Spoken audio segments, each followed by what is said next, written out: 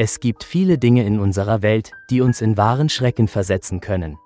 Normalerweise führen auf solchen Listen abscheuliche Schlangen und schreckliche Spinnen die Rangliste an.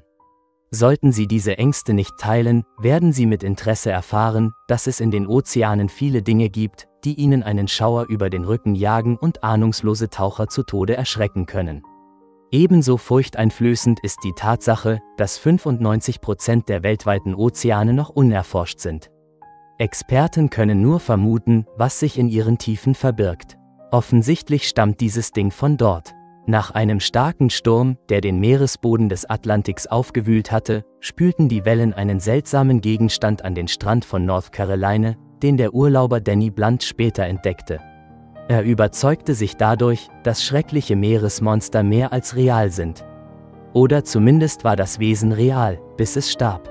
Als Danny seinen Fund aufhob und genauer hinsah, verstand er zunächst nicht, was für ein Gegenstand vor ihm lag, erkannte aber bald die erschreckende Wahrheit. Haben Sie schon erraten, was es ist?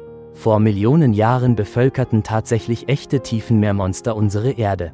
Im Zeitalter der Dinosaurier zeichneten sich die meisten Lebewesen durch gigantische Ausmaße aus. Das betraf nicht nur Landtiere, auch Haie waren in jener fernen Zeit einfach riesig.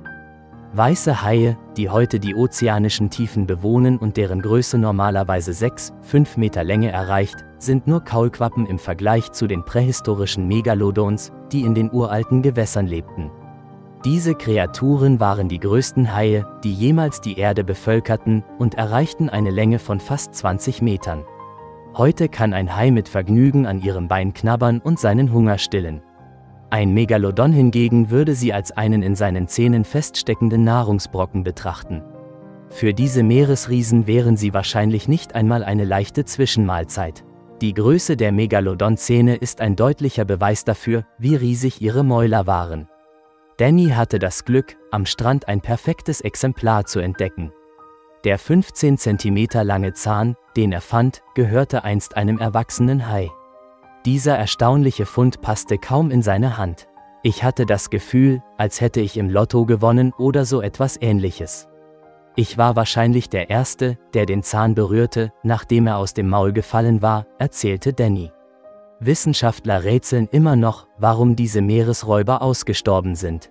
Wenn die Ursache in einer Veränderung der Nahrungskette liegt, wurden Megalodons wahrscheinlich Opfer noch größerer und schrecklicherer Wesen. Wir können nur hoffen, dass auch die letzten ausgestorben sind. Zahnsammeln ist normalerweise die Aufgabe der Zahnfee. Aber sobald Sie wissen, wie viel ein Megalodon-Zahn in Online-Shops kosten kann, werden Sie ihn auch besitzen wollen. Einige Liebhaber dieser Kreaturen sind bereit, viel Geld für einen versteinerten Fund zu bezahlen. Heute erreicht der Preis eines Megalodon-Zahns $895. Ja, die Größe dieses Zahns ist wirklich beeindruckend. Der Gedanke an gigantische prähistorische Monster allein lässt uns einen Schauer über den Rücken laufen. Geben Sie zu, Sie sind auch froh, dass Sie geboren wurden, nachdem diese Kreaturen ausgestorben sind?